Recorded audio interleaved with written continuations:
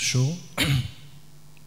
We had some images that will reflect what was said now about the growth and how the growth will go from Lagos towards Ogun. Our presentation will address quickly the regional context of Ogun State and the implication of growth of Lagos for Ogun, the potentials that exist in Ogun State. We will set quickly a case study with the Badagry Master Plan, and then what are the issues that we have to take care of and the implementation framework and financial consideration in addressing the development of Ogun State. So Ogun sits within the greater Ibadan-Lagos-Accra corridor, as His Excellency said this morning, and it's in the strategic location where we have the major cities located among 150 to 200 kilometers each other. So Ogun sits between Lagos and Ibadan, which are considered two major cities, and Lagos and Ibadan are connected through the expressway E1 and the other expressway E5 that goes through Abeokuta. We believe that these two corridors are major corridors for the development that can take place in the immediate term for Ogun State. As rightly said, with the expansion of Lagos, the expansion of Lagos is taking place currently along three major corridors: from the mainland towards Badagry corridor, from mainland towards Lekki corridor along expressway, Lekki-Epe expressway, as well as from mainland to the north along the expressway. But what's happening now is, with all the developments, still they used to live, let's say, in Lekki or Ogun or in Badagry, but they have to come in the morning to work in the island, and they come back in the afternoon to go back home. So basically, the developments were mainly focused in a big percentage in terms of housing, rather than centers that can be where we can have the development around these centers. Because normally what triggers the development is the road access that should be fast and efficient, utility infrastructure that should be accessible and in good working order. There should be also an easy access to community facilities, and definitely the availability for land for development. In the recent years, working with the Lagos State, Dar al-Handasa was awarded the development of three major master plans, which were Lekki Peninsula Master Plan, Badagry Corridor Master Plan, and Mainland City Master Plan. And these master plans were complemented by the work prepared by the Ministry of Physical Planning staff about other model city plans to complement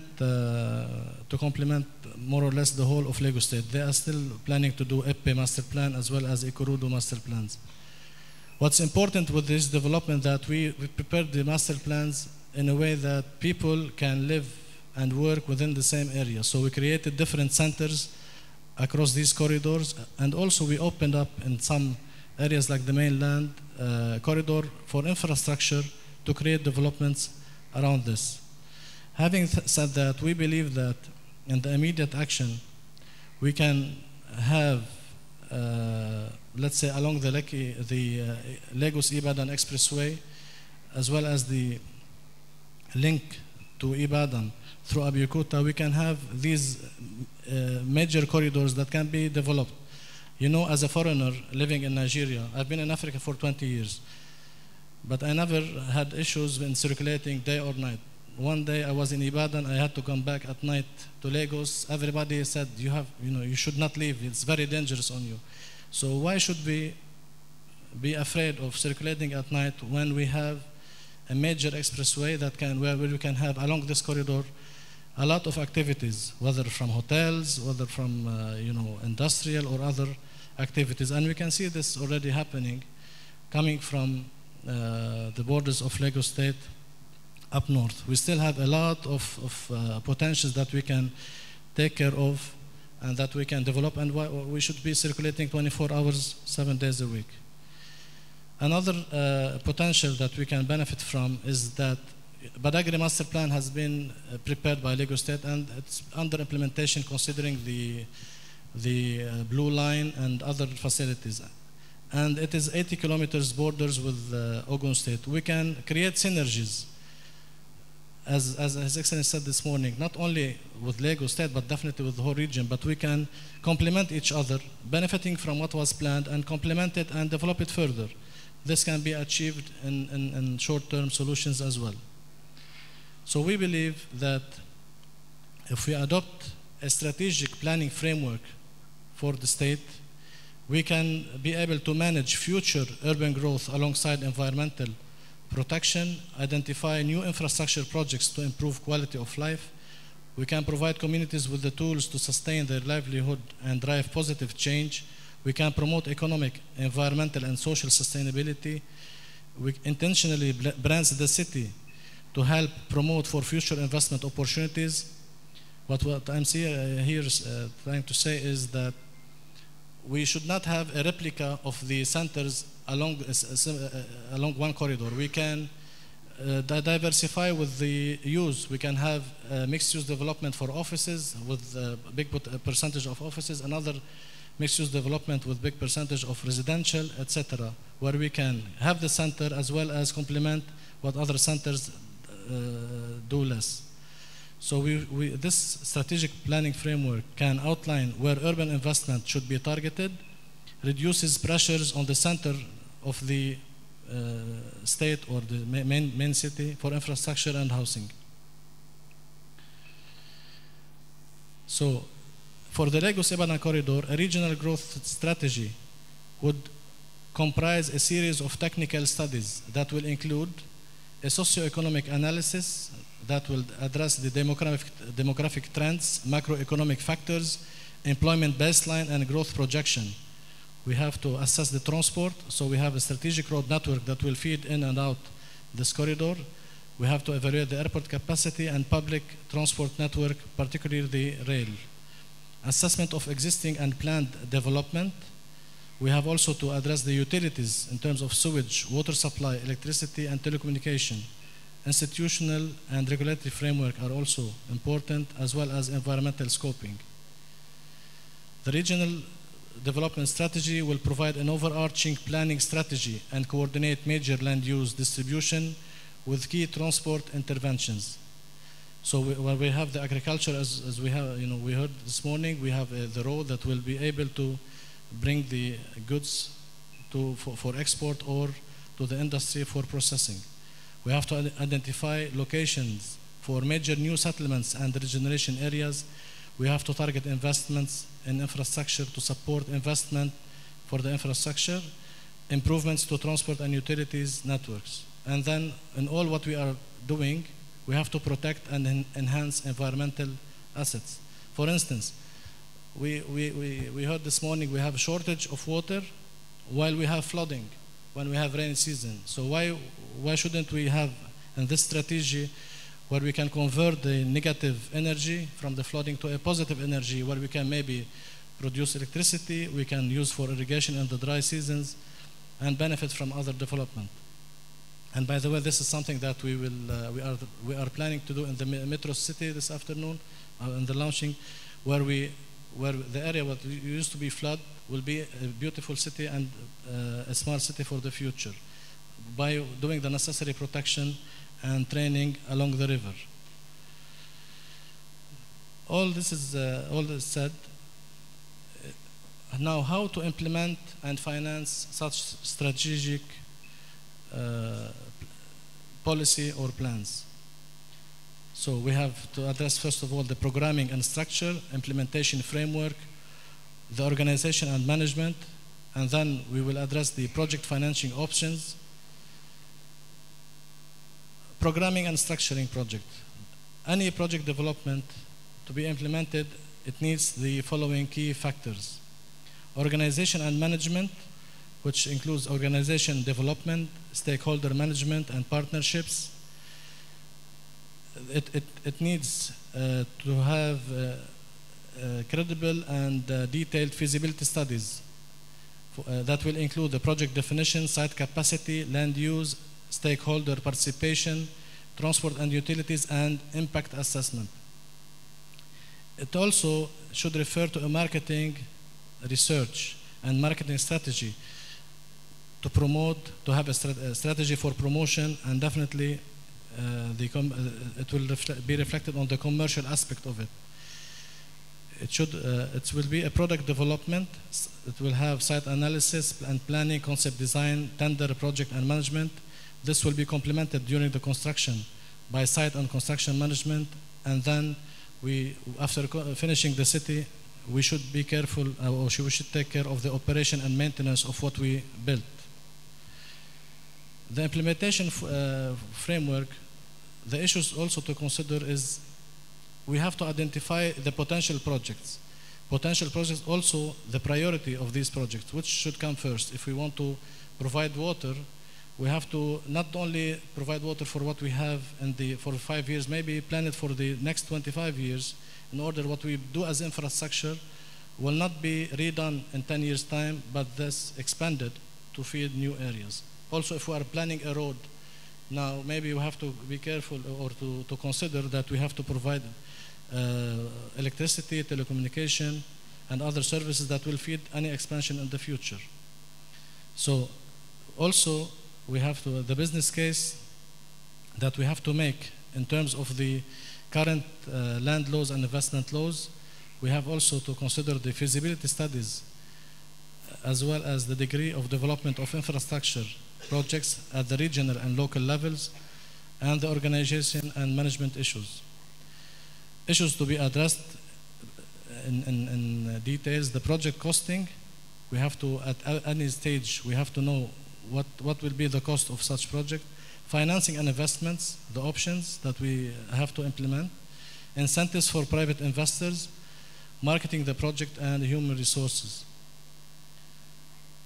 For the public-private organization and investment, we have to consider who are the principal organization. We have to define advantages of the public and private organization in the project, and what is the responsibility of each stakeholder.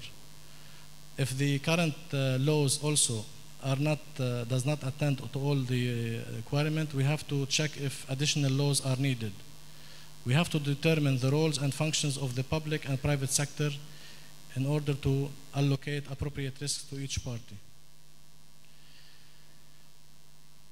The financial consideration, we have to create a positive investment climate, the implementation of official processes to encourage investment, the development of a comprehensive and transparent legal system and framework, improvement of the investment environment, that is by alleviating administrative regulation and providing efficient support for information distribution, making incentives more flexible through consultation or negotiation with individual foreign investors, increasing security of tenure through frequent and open reviews, the protection of foreign and national investment backed by the force of law, and then facilitating lines of credit to the private sector for projects that meet strategic objectives set by the master plan. Nicholas, you have 5 minutes. Okay. The foreign private investment should have adequate government support, sufficient investment incentives, supporting infrastructure, ease in addressing land tenure systems, simple interface with the relevant agencies who have clear limits, short time required to obtain decisions, availability of adequate local expertise, adequate training schemes, and transparent system. The incentives types can be enumerated as follows: a financial incentive in which the government will provide grants or loans from its own resources or through a government financial institution. It can be through a quasi-financial incentives in which the government provides loan guarantees, subsidies, exchange rate guarantees, or a differential grant which covers the gap between official and commercial lending rates. Fiscal incentives in which the government provides tax holiday and deduction, custom duties exemption, concession, or capital expenditure allowances. And other incentives can include training facilities, profit repatriation, and work permits. So we have three modes of implementation options: master developer option. Second one is development agency option, and the public-private partnership option. In the model of master developer option, let's say the state will lease the land to the master developer who form a special purpose vehicle company to develop the site, and then the master developer is financed by debt, commercial banks, and equity by master developer, as well as third-party investors and other sub-developers, and then the master developer would be developing the whole site and hiring contractors that will build and operate the project. In this option, it's a low-risk option for the government because the upside returns is limited to just lease payment receipts from the master developer and infrastructure. The other implementation model is the development agency option. Under this scenario, let's say the state will contribute land in return of a share of equity in the development agency or lease payments, and the commercial bank will provide loans to various projects, and the developer and third party will provide cash in returns of equity of the different projects. This is a medium risk options where it's a limited JV exposure risk with control phasing. A third type could be joint venture SPV option, where this is, it's in different aspect. Ogun State will contribute land to the master developer in return for equity share in the SPV. The commercial banks will secure loans for the SPV, and other developers and third-party investors will provide cash in return of equity in the SPV. So the typical PPP model, the level of private sector risk and the descending order will be supply and management contracts, turnkey projects, lease, concessions, and private ownership of assets. Risk is a major consideration in such arrangement where factors which drive the decision to participate in such arrangements will include the private sector service provider. It can be a separate builder or operator. Equity investors, they will be involved. Lenders will want to take the maximum reward at minimum risk. The special purpose company is to limit risk to the private sector provider and lenders. Output specifications with complex suite of contract documents. Unitary payment, certainly on annual fees. Other arrangement can include performance management framework, payment mechanism, and to allocate risk to party best able to manage it. Okay. So we had a similar case in Lebanon where after the war, to rebuild the city center, we had to the government agreed to collaborate with the private sector, who took on board the development of the Beirut city center, which was able to be built in a record time based on the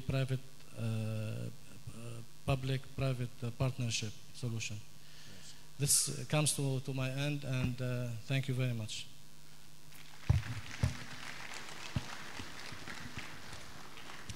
Thank you very much, Nicholas. And in the Q&A, we'll probably be coming back to you on the Beirut City Center case study. Maybe we can pick up a few insights from that particular project.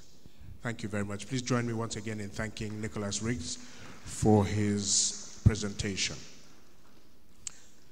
If the ladies will permit me to start with Chudi. Okay.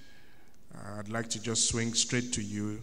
Actors, you're the private developers, you're the ones who come early to urban development projects. That's right. What would bring you to Ogun State's urban development plan, urban development strategy? What are the boxes that strategy needs to tick for you in order for you to mobilize the resources of actors to come and start developing city centers and new towns and industrial estates and shopping malls and all of those other nice things that you do? Thank you very much. Well, let me first of all give you some background on Actors. Actors is actually a private equity investment company. We have about $7 billion under management. We focus exclusively on emerging markets.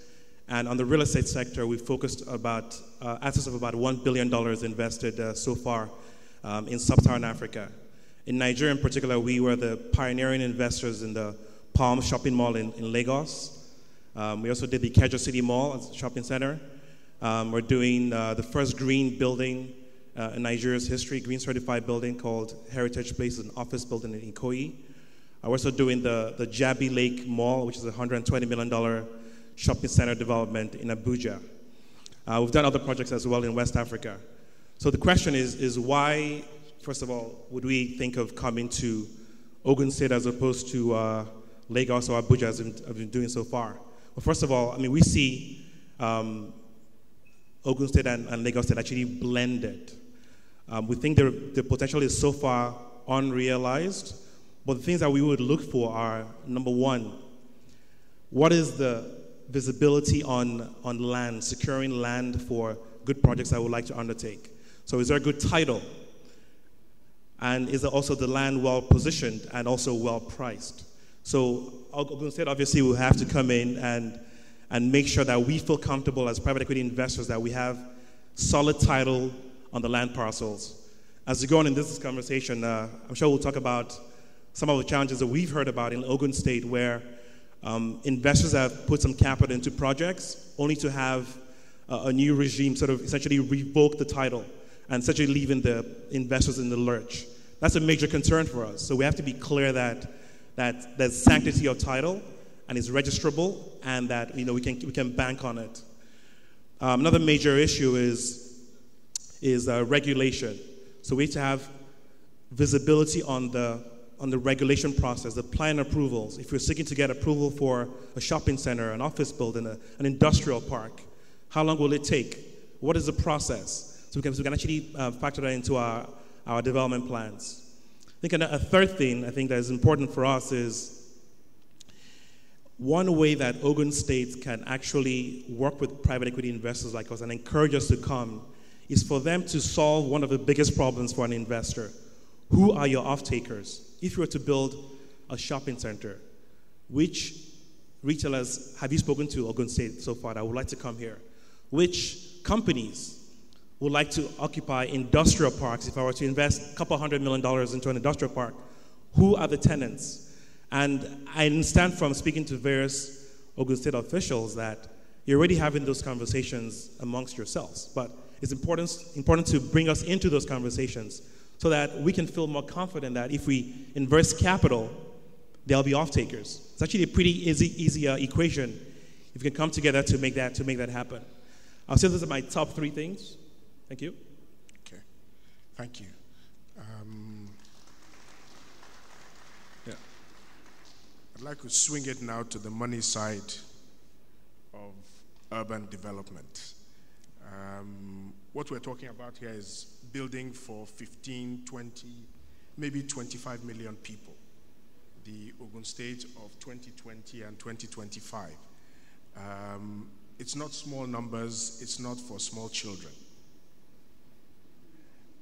How can the state mobilize substantial amounts of private capital at competitive rates to come into these projects, especially early on when there's a need to provide infrastructure, the risks are highest early in the life of these projects? What must happen? What does the strategy need to address in order for us to cross the bankability hurdle early on? Okay, thank you very much. First, I actually want to commend Ogun State for taking the initiative to have this conversation. Ogun State has many great things about it, actually. Certainly the proximity to Lagos, we can't stop talking about it, it's very, very important. The natural resources, the land and accessibility to the borders, and most importantly, in dealing with governments across Nigeria, Ogun State certainly has one of the best benches of talent around its governor. So the ingredients are there. The reality too is that Ogun State doesn't have money, and Ogun State is working within a federal government construct where there are certain initiatives that need to be done that in truth, Ogun State itself doesn't control. Now, let me talk about the things that can be done, because even though Ogun State itself doesn't have money, that in itself is absolutely not an disabling factor. And I'll explain why I strongly believe this. With the environment that I've talked about, I can't stress enough what Nick said about having a plan. With that plan, you then need to have long-term investors. From a finance perspective, that includes a number of parties. You need to have the development finance agencies. You need to have the local banks working with you. And then you also need to have the PFAs are a very, very important constituent that you need to cultivate.